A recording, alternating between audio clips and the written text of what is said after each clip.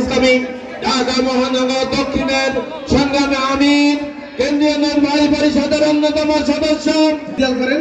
দুই দিক দিয়ে আসেন, ৭০ নং ওয়ার্ড হাতের ডান পাশ দিয়ে আসেন, আর ৬৮ নং ওয়ার্ডে যারা আছেন তারা হাতের বাম পাশে থাকেন। দুই দিক দিয়ে দেওয়া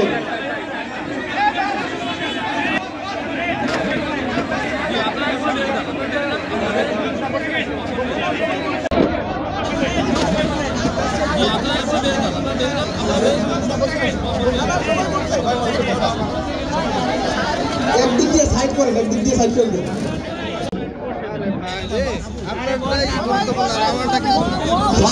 সবাই বসুন, ধৈর্য সহকারে ইনশাআল্লাহ। এই পর্যায়ে আমাদের প্রধান মেহমান বাংলাদেশ জামাত ইসলামী ঢাকা মহানগর দক্ষিণের সংগ্রামে আমির কেন্দ্রীয় নির্বাহী পরিষদের অন্যতম সদস্য। কিন্তু ইসলাম একটা সার্বজনীন পরিপূর্ণ জীবন বিধান, যে জীবন বিধান একটা আমব্রেলার মতো, ছাতার মতো, যেখানে সব দল এবং মত বিকশিত হওয়ার সুযোগ আছে, নিজ নিজ ধর্ম চর্চা করার সুযোগ আছে, প্রত্যেকটি ধর্মের নিরাপত্তার ব্যবস্থা আছে, প্রত্যেকটি ধর্ম উপাসনালয়গুলোর নিরাপত্তার ব্যবস্থা আছে, ধর্ম অনুশীলন এবং চর্চা করার সুযোগ তাদের আছে। ইসলামী জীবন ব্যবস্থা যদি প্রতিষ্ঠিত হয় তাহলে সেটি হবে। ভয় দেখানো হয় যে ইসলামী সমাজ যদি প্রতিষ্ঠিত হয়, কল্যাণ রাষ্ট্র যদি প্রতিষ্ঠিত হয়, তাহলে ভিন্ন ধর্মাবলম্বী যারা তাদের ধর্মচর্চা বন্ধ হয়ে যাবে। না, এটি মিথ্যা কথা, এটি বিভ্রান্তি, এটি অপপ্রচার, এটি আপনারা বিশ্বাস করবেন।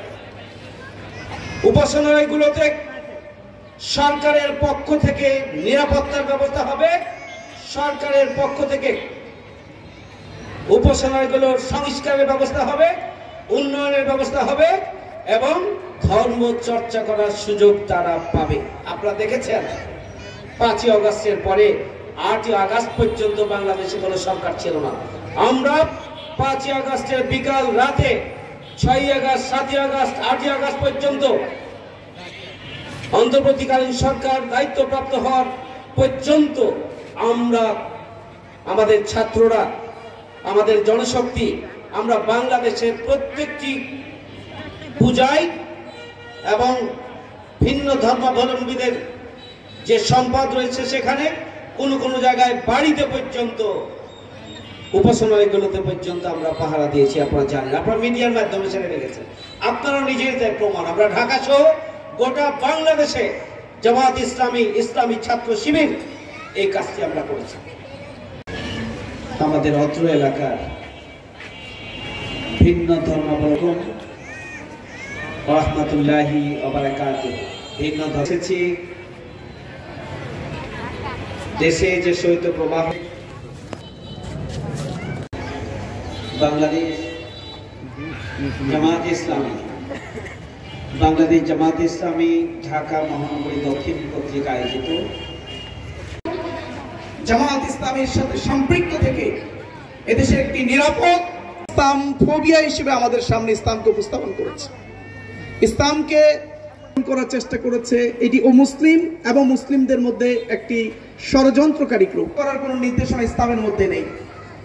বরং ইসলাম হলো সকল ধর্মের মানুষদের নিরাপত্তার মধ্যেই সকল ধর্মের নিরাপত্তা রয়েছে, ইসলামের মধ্যেই সকল ধর্মের শান্তি রয়েছে। তাদের সম্পর্কে আমাদের সচেতন থাকতে হবে।